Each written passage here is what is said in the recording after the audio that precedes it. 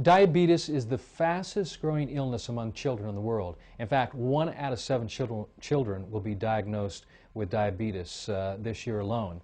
In the United States, there's over 23 million diabetics. That represents 8% of the population. This is truly an epidemic worldwide. It's an epidemic here in the United States. The question is why. I believe it has everything to do with what one is eating, with what one is drinking. Also, even the emotional states of folks can contribute to this one condition, which I believe is caused by an overacidification of the blood and tissues due to an inverted way of living, eating, and thinking. These two types of diabetes, type 1, which is insulin dependent, type 2, which is non-insulin dependent, that deal with the levels of blood sugar, whether they be high or whether they be low, is 100% reversible.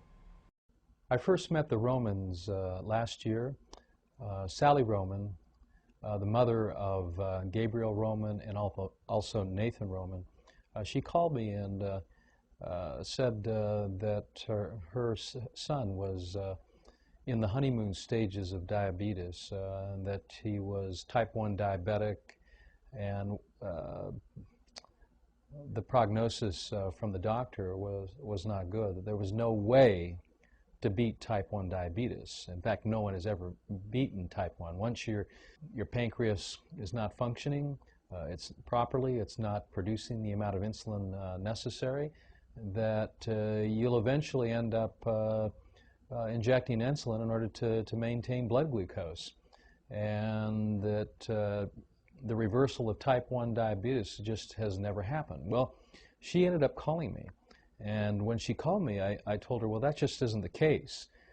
Type 1 diabetes is reversible, and being probably one of the only doctors in the world that has had success with type 1 diabetes, our success rate has been incredible. In fact, those who actually followed my instructions, my lifestyle and eating plan and nutritional program would not only reverse type 1 diabetes, but their energies and all would improve all the symptoms associated with those initial stages of type 1 diabetes, which is fatigue and tiredness and lightheadedness and dizziness, were all associated with symptoms of congestion of the root system or the small bowel of the body. And as I told Sally, I said, Sally, you know, most doctors perceive that type 1 diabetes focal point is with the pancreas and with the high glucose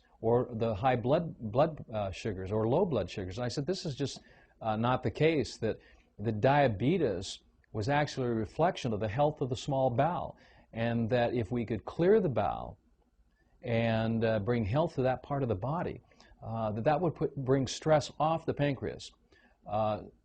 Most folks don't realize that the pancreas, one of its main purposes is not just to provide insulin, but also to provide sodium bicarbonate to help alkalize the food as it comes out of the stomach.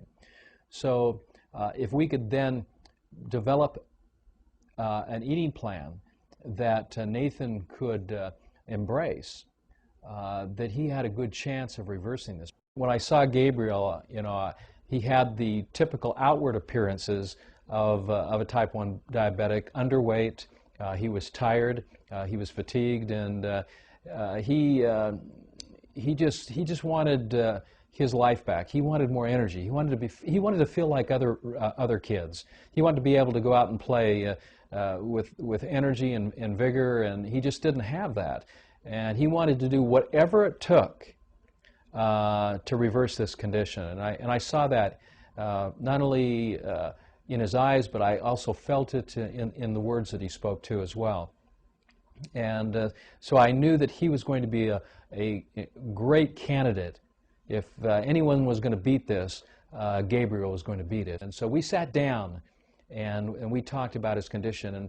And one of the things I like to ask anyone, and particularly children, what do you eat? And particularly, what did you eat for breakfast? And he started telling me all the acidic foods that he enjoyed, you know, from cereals to dairy products and onward.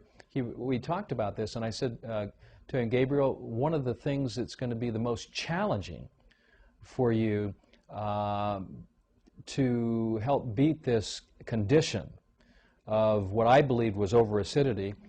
They were looking from the perspective of high blood sugars, is to eliminate all of the acidic, the acid contributors in your lifestyle and diet. And one of those, of course, is what you eat and what you drink. So no more soda pops, no more fruit juices for breakfast, no more milk drinks or dairy products, and especially no more animal proteins. No chicken, no beef, no pork, no fish.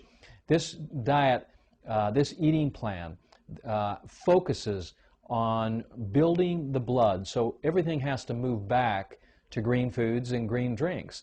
And so we sat down, and I took a drop of blood, capillary blood. I put it on a blood slide. We magnified it up about 20,000 times, and in fact, I've got it right here, and you can see it. As you see the blood, you can see some of the white spots on the red blood cells. When this was the typical marker for diabetes, and I showed Gabriel, I said, this is what red blood cells look like when they begin to break down. They begin to ferment, and as they begin to ferment, their proteins, their fats, and also their sugars are released into the bloodstream. And this is why your blood sugars are going up is because just like a banana, when it ripens, it gets sweeter and sweeter. This is what is happening to you, Gabriel.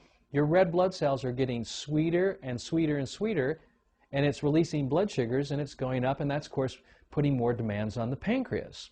But this won't happen if we heal up the small bowel, because my foundational theory is that blood is made in the crypts of the small intestine, and if there's congestion there of chicken McNuggets or beef McNuggets or undigested food, then the body cannot produce the proper amount, not only in numbers, but in quality too, of red blood cells to help provide the foundational body cells, the red blood cells, to help build healthy tissue, organs, muscles and bones.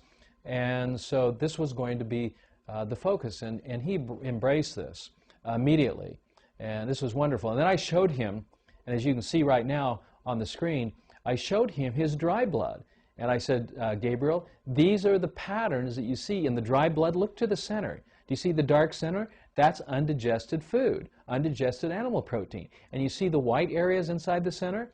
Those white areas are indications of breakdown in the small intestine, irritation or inflammation in that part of the body. And I said, as that heals, then what will happen is this process of body cells and blood cells breaking down, raising the blood sugar levels, will actually stop, and we'll be able to normalize your blood sugars, and you won't have to be diabetic anymore. And he thought that was just a wonderful thing, and he was so excited that he actually had the hope that all this was actually possible. So he actually took what I shared with him, and of course, with the support of his mother and his other family members, they began to start eating like this. And it was amazing what happened. It was immediate. Gabriel's blood sugar started to normalize, and the rest is history. Gabriel is no longer a type 1 diabetic.